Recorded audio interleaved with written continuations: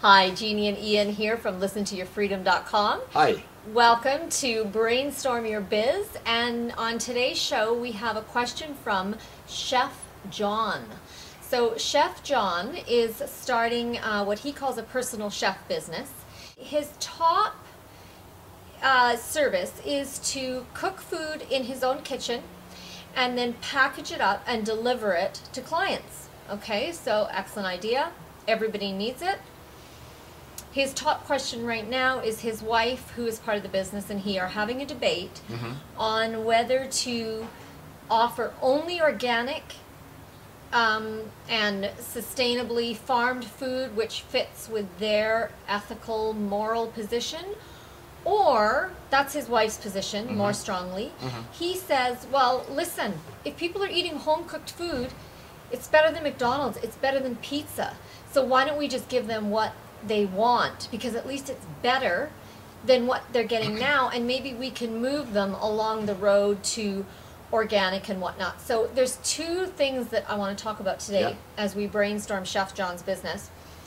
The first is his question, which is really about his positioning, who his customer is, because the answer to those questions are going to define his customer. And then the other thing I want to talk about is Chef John thinks he has a personal chef business, but what business does he actually have?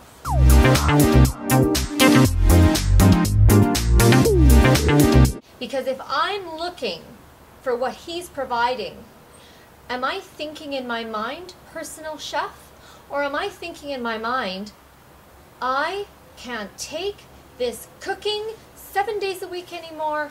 I don't even have enough time when I get home. I don't, it's like my business is suffering because I can't, my life is crazy, or I'm feeling so guilty because I'm getting pizzas from the grocery store. and I'm cooking the mac and cheese because I just can't take it anymore. So that's what I'm feeling. So Chef John thinks he has a personal chef business. Well, what kind of business does he really have? So maybe let's start with that, and then from there let's move into talking about his positioning and his branding of his business within the marketplace. So yeah, I know you got lots to say. Over to you. This is very interesting because, number one, we are actually looking for something like this for our life and our kids and us right now. And I tasted Chef John's stuff last night, and it was like unbelievable. Like we both had two helpings. We ate half the dish. The shepherd's pie without the traditional British potato spuds on the top, and it had this like fine. It was like awesome. He did a whipped puree of cauliflower and parsnip. Yeah. Instead of the mashed potatoes on the shepherd's pie, and he used bison instead of beef. It was and the taste was exquisite. Right, so the food was phenomenal. So what was really interesting, like we were very fortunate. We've actually tasted the product. So for me, right off the bat, all right, there is an opportunity here for one-to-one customer. You know, rather than going out for the convenience takeout food stuff, you get these excellent meals, and they're not kind of frozen. They're like fresh, delivered to your door type thing, and then families can eat them. So, but you can choose to have them frozen as well, because I mean, what he's going to want to do obviously is expand into, you know, a larger market where he's going to be shipping things, or people are going to want to order, say, 2 weeks at one time, have it FedExed. So he will be developing a menu that can be frozen, but it's going to be in containers that can be just put straight into the oven, turned on, and left. So there's still no work. Yeah, and I mean, really, for me, it's quite a simple scenario right now, because the value for money right now that we got out of those meals, I'm sold already. The quality was good, the product's good, it was on time, kids liked it. I'm done. I can justify the cost right now, and we'll try that and do it and fit it in with our schedule. So for me, I think rather than be pigeonholed right now into we're going to do organic, or I want to be this, just start doing something. So find a few customers, because we'll word of mouth referral it. So John should come to us now and say, right, Ian, Jeannie, how'd you like the meals? Get my feedback. What do you think? Did you like, was it too expensive? Was the quality good? And so on and so forth. So you get a nice little questionnaire by email, or, you know, one-to-one or something like that. So we give him some good feedback. But I wouldn't even right now decide whether you do the organic or the non-organic, because Ian and Jeannie now will tell XYZ, and then he'll get another customer from there, and then they can dictate to him what they want, rather than him deciding what he's going to give at this stage. He should just get a bunch of customers, maybe just break even or may lose a little bit of money, and find out what everyone's wanting. Because there might be one organic, us, because we'll go organic, grass-fed, blah, blah, blah, blah, blah. And you might have 9 parents who can't quite afford it, but they're happy, as Jeannie had mentioned, to get their kids eating good quality vegetable food, blah, blah, blah. And it might not be organic. Okay, That's what I totally disagree. I absolutely disagree. Oh. You're... You see, that's why we're so good in business, because the disagreement creates opportunity for advancement into better solutions. There you go. That's my justification. Okay, so I'm not saying I'm right, but you have to listen to Jeannie's argument now. Here's why I disagree. What Ian's saying is, and because that's the way you roll, he's like, he comes from a marketing and advertising background. So he's like, throw it out there, test it, see where your customer base is. That's your market research. Those become your focus groups, and then you see who's asking for what, and then you make a decision to specialize.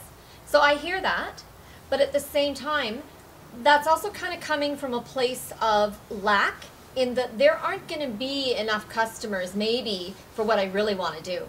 So I better go broad first and then narrow down. But you don't No. You don't know until you get out there. No, I disagree. So here's, you have to let me speak now. Okay, sure. Just saying. So what I would suggest is that Chef John and his wife decide right now what kind of food do they want to have in their kitchen while John is prepping these meals. Because for me, I cannot go and buy factory farmed meat anymore, because I see the animals being tortured in those pens and how they're in misery.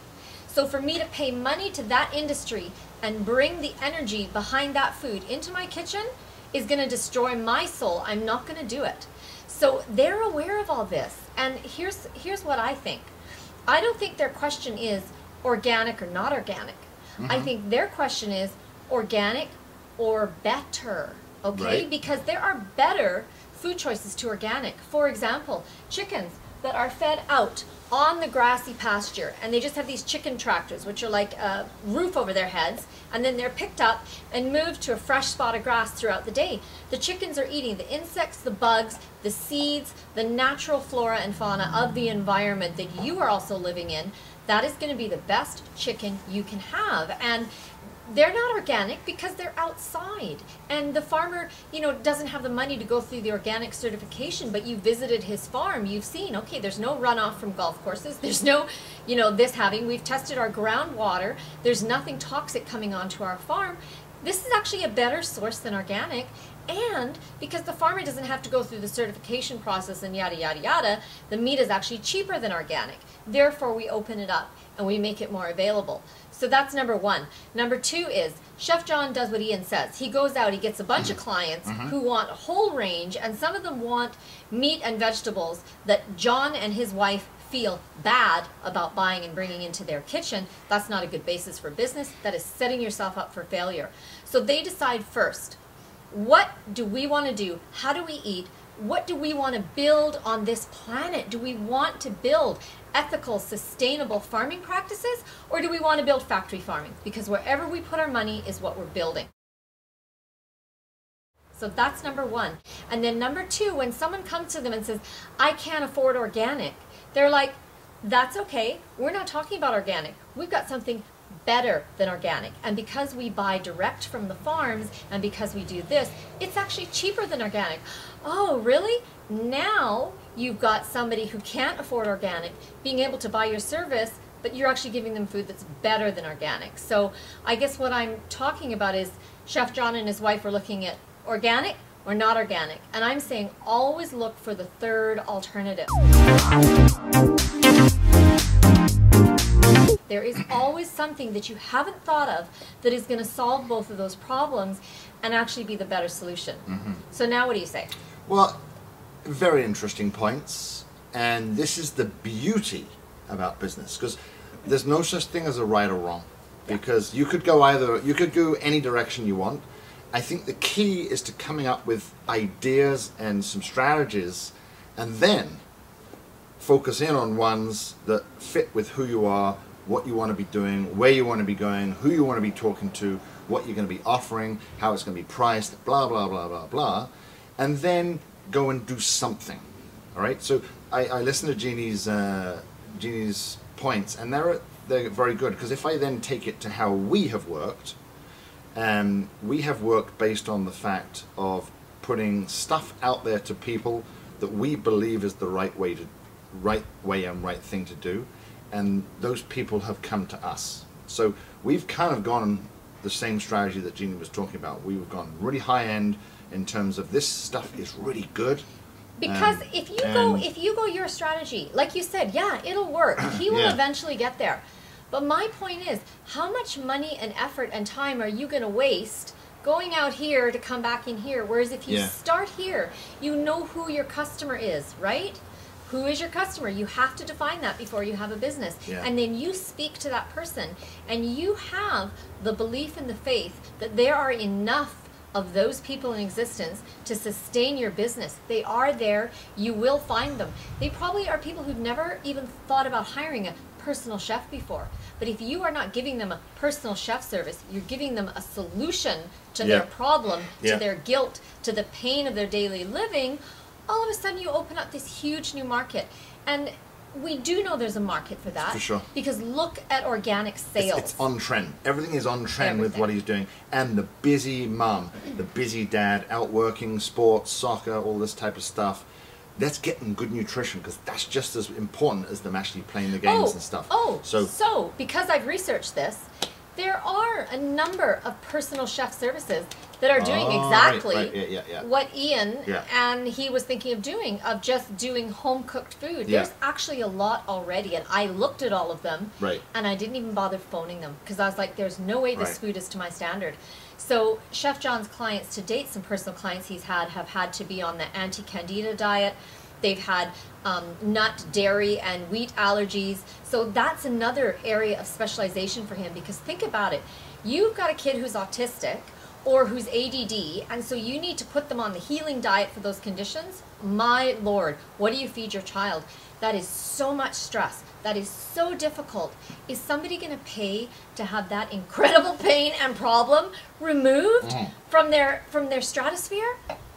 I would pay a lot. I would pay so much money to have that done for me. So there's a lot of people who are, and if you can have freezer foods and into individual portions, maybe your kids are coming home from school and you take that portion out, you put it in the toaster oven or the oven, you turn it on, you heat it, you're good to go. All of a sudden, you don't even have to have the kids walking in the door going, I'm hungry, what's to eat? I don't want that, I don't like this, I don't like this, well I want this, and you're cooking like 4 different things, because this one's got to go to gymnastics, and this one's got to go to soccer, and this one's off to martial arts, and they all need to eat, but they don't want to eat the same thing.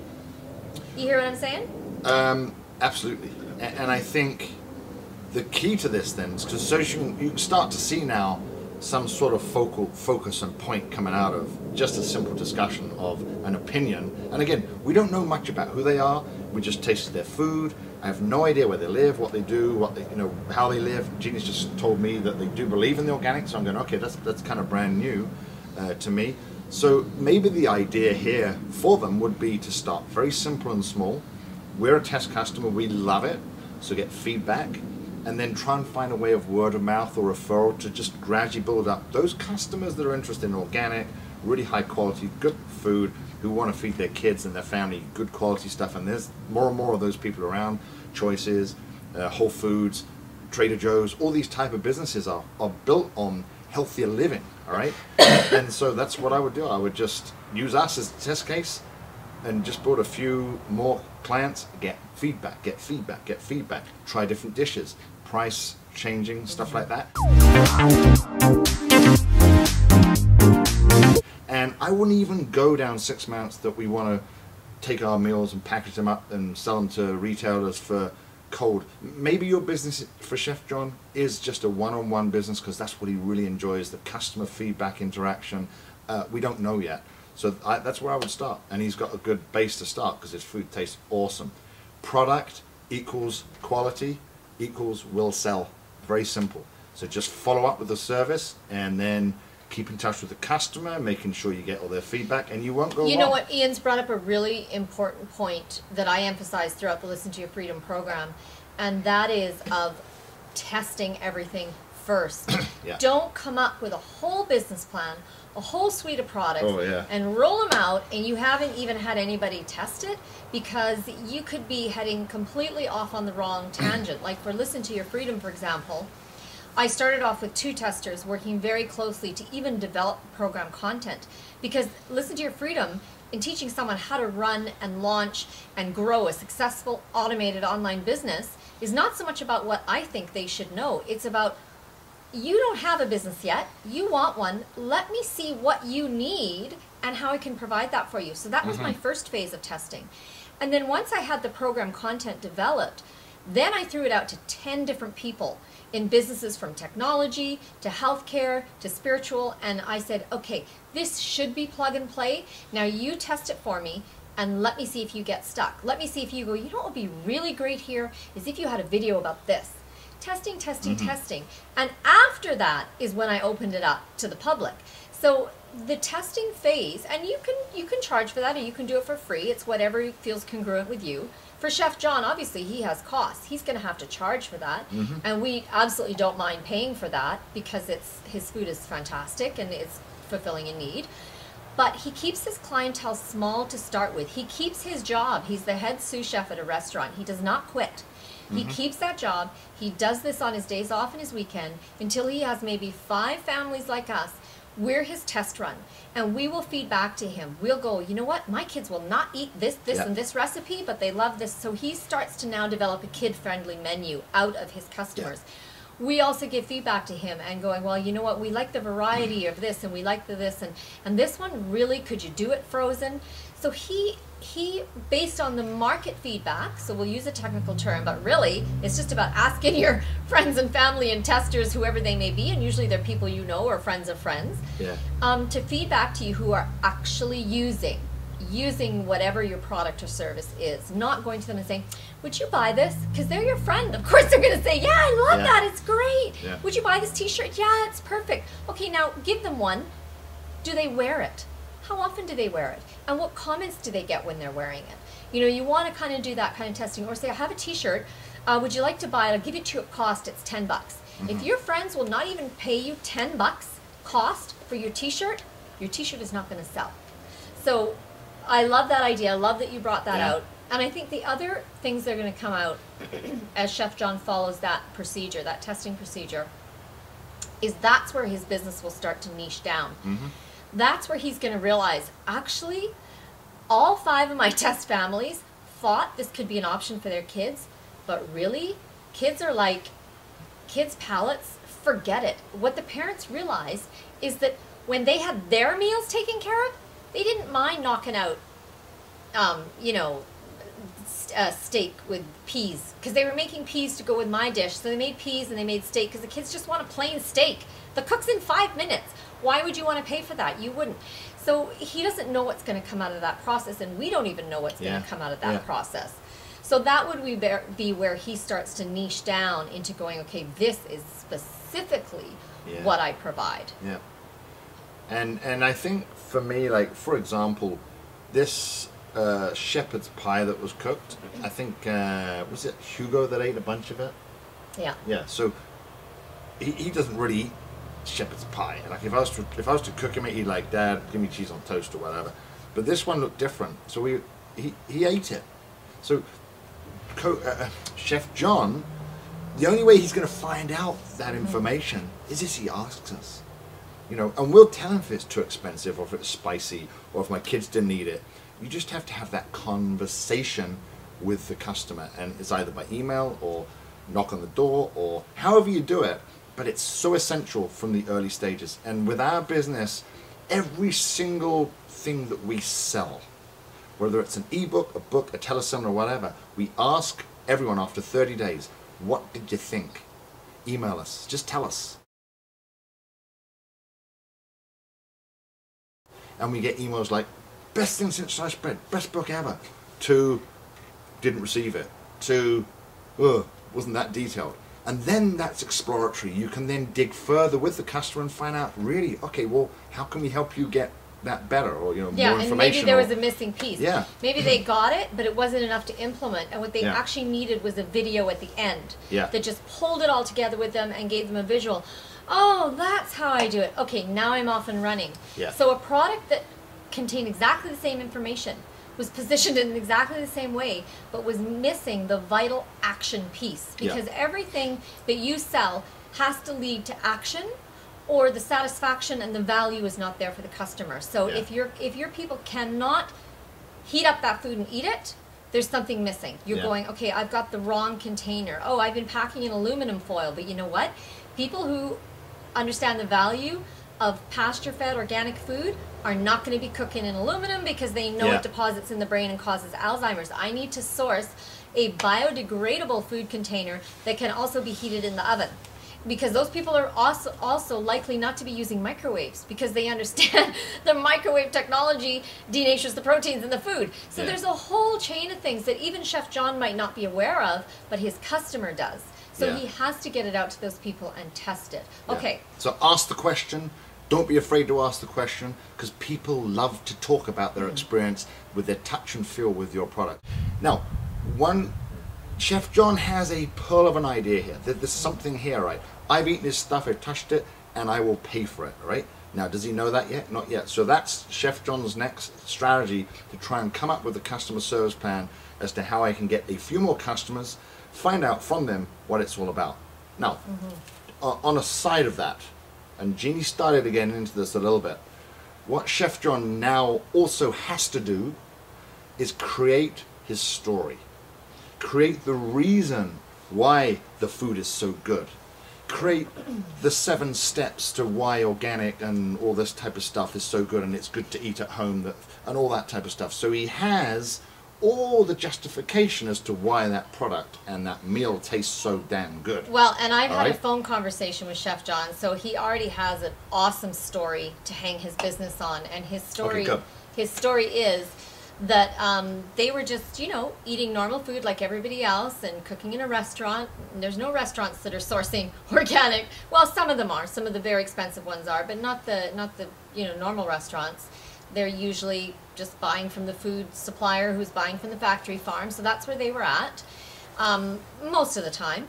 And then his kids developed health problems. And so, I didn't know this stuff, right? So lucky for them, they were smart enough to take their kids to a naturopathic doctor. And the naturopath tested them and said they have candida overgrowth. So candida is a yeast fungal infection. It's a normal resident of the GI tract, but if it gets to be too big, because of sugar and carbs, then you have an overgrowth or an infection. So his kids had to go on an anti-candida diet, which basically knocks out all carbs and sugars. You can imagine how difficult that is with young kids. And he was like, what do I feed my kids? And I'm a chef, and I don't know. So this is where it came out, and then that led them to becoming more educated about the different types of foods and the food supply, and where's your food coming from, and where your food comes from determines what it's made of, and the types of proteins and antibodies that are developed in the food itself, and so on and so on. So he already has a fantastic story. He's coming from the place that his customer is going to be coming from, which is another reason why he should start by focusing in alignment with his experience, his ethics, and his morals, and his integrity. Because when you build a business from that place, even if it takes you longer to build your business, it's just better. Tell me why it's better. I'm like, it's just better.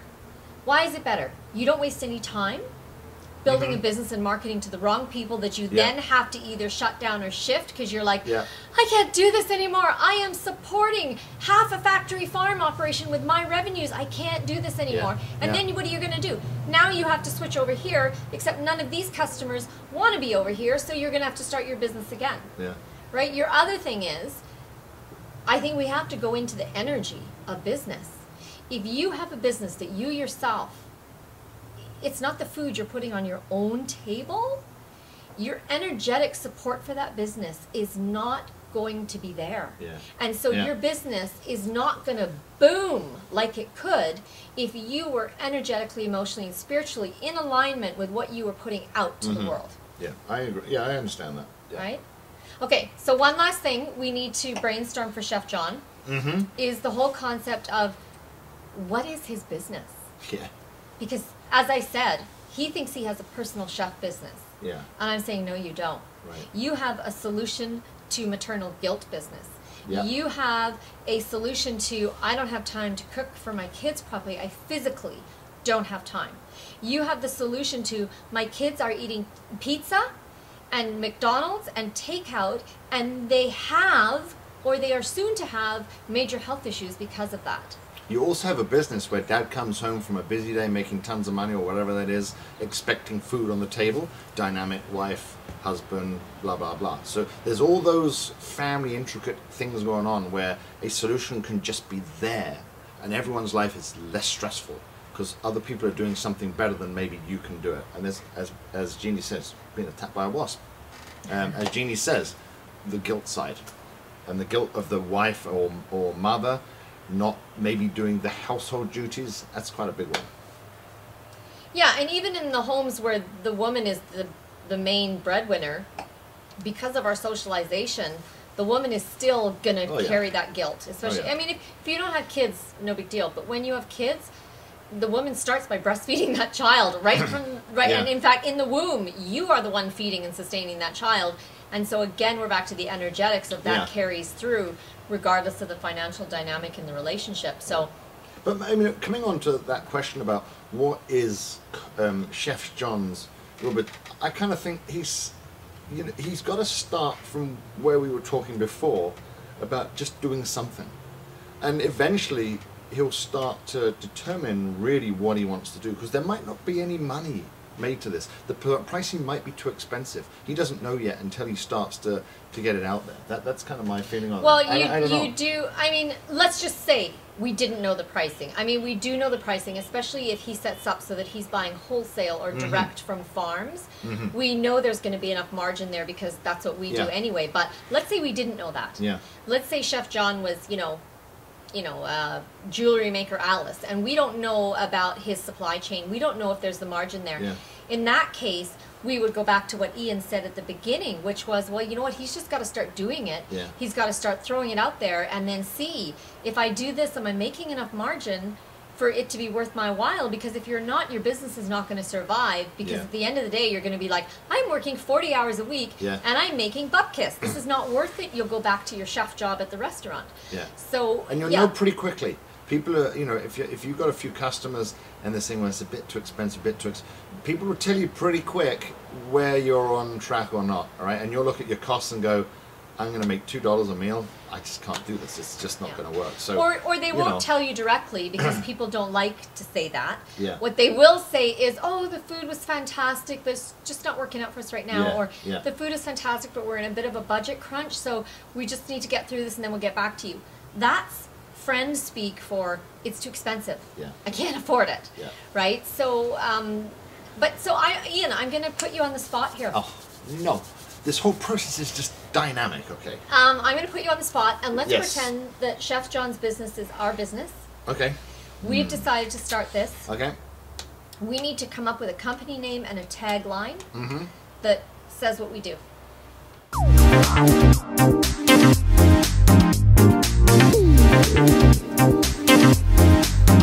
A company name. So we can't call it Chef John Personal Chef Service.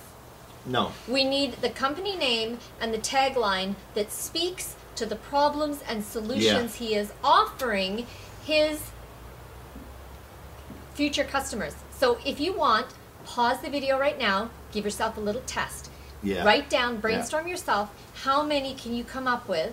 Just a tagline is, 7 to 10 words or one sentence. If you have to, you can do 2 short sentences that explain exactly what he does. So if you're up for that, put pause, give yourself a little test.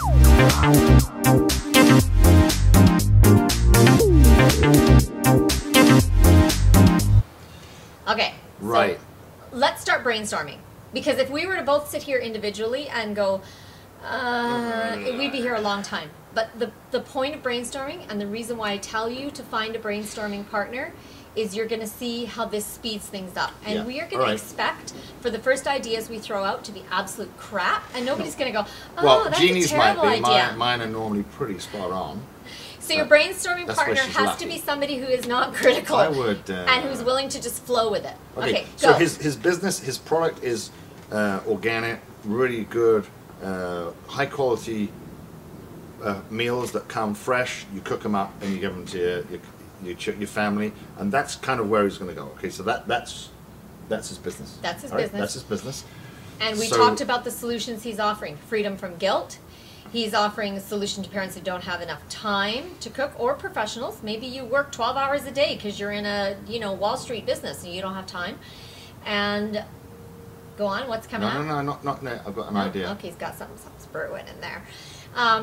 And also to the problem of maybe you have a child with special needs, or like my kids who are just super picky, and you're going crazy every day, 7 days a week, 365 days a year, coming up with what to feed the darn picky buggers. Something's just come up. Fresh free meals or something like that, where it's because the stuff you're getting is fresh. Oh yeah. You're getting, and it's not. I didn't say free. I said. But you're saying that set you free. Set you free, as in Fresh. convenient, as in you come home, you don't have to cook, right? So fresh. You could even add something like freedom cuisine. Ooh, freedom cuisine. Cuisine has a very nice slant to quality. Like lean We all know cuisine, that. but freedom cuisine. Yeah. Oh, I actually really like that. But I wouldn't have come up with that if you hadn't come up with What what, did you you say just again? said. Freedom. Freedom cuisine Yeah. by Chef John. Yeah, Freedom Cuisine. Chef John's Freedom Cuisine. Something like that. 'Cause Chef John is fresh- the brand here, okay? He's the guy that... It's like Jeannie. Jeannie is... listen to your gut stuff. It's Jeannie. Fresh, It's founded around that. sustainable, delicious, in 5 minutes. What, is this your tagline? Yeah. Chef John's Freedom Cuisine. Fresh, sustainable, delicious in 5 minutes. 5 minutes sounds like microwave. True. Okay. So, but I want to say that there's no work. But it doesn't take you more than 5 I minutes know, to take it but- out of the freezer and put it in the but oven. that's that connotation of the packaging, all right? So it's going to be... It's more in the preparation that it's really, really... All that hard work in the preparation is right there for you, right? Yeah, we want to... It should say something about that he's done all the... So, Quality prepared... he's done all the hard work so you don't have to. Something like that, yeah. We're getting there. We're getting there. There's a seed, Chef John, a seed, and it's growing. He's done all the work so you don't have to. It's fresh. And let's use sustainable instead of... Because we don't use environmentally friendly. It's too long. But people who know about this know what the word sustainable means. Yeah, because remember who your target audience Yeah. is. Remember who you're trying to sell to. And I mean, your Walmart shopper may go sustainable. Sustainable of what? But anybody who's buying pasture-fed meat, grass-fed beef, they know what the word sustainable means. We hope. I But wouldn't he would need to test that word. Yeah, and I wouldn't even Right? go into organic. I wouldn't use organic. No, that's I what I'm wouldn't use saying. organic. We're using sustainable to show that it is not factory farmed. Yeah. He could use humane. Let's say he did a test. Convenient. He tested a bunch of people, and said, "What does sustainable mean? Sustainable food?" And they were like, "Oh, I don't know. What does humane food mean? Oh, it means animals have been treated well." He might decide to go with humane. Freshly prepared, sustainable meals for the family, for the something family, Freshly prepared, sustainable meals. for the Chef John does all the work, so you don't have to. something like that. Something like that. Yeah. Right? I mean, this could take... Ian and I This do is just- brainstorming processes that can go on for days. Oh, yeah. And the emails just shoot back and forth. A one-liner back. And the a key is one-liner write there. it down. Talk to your mum about it. Talk to a friend on the phone about it. If you have a customer, just kind of indirectly talk to them about it. Oh, this would be good. So he goes to his 5 families, and he says, Yeah. when people ask you, about what I'm giving you, what do you tell them? Yeah. And you Yeah, say, yeah, they yeah. say, oh, I tell them I'm blah, blah, blah, blah, blah. I'm having food delivered that I'm having a chef make me. I'm having, what are the words that your people who are using it Yeah. are using to describe that to their friends and family who ask? Wait. Number 2, if you had to describe what I do in 5 words, Yeah. what would those words be? Speak To a 6-year-old. So a 6-year-old could even understand what you're trying to tell them.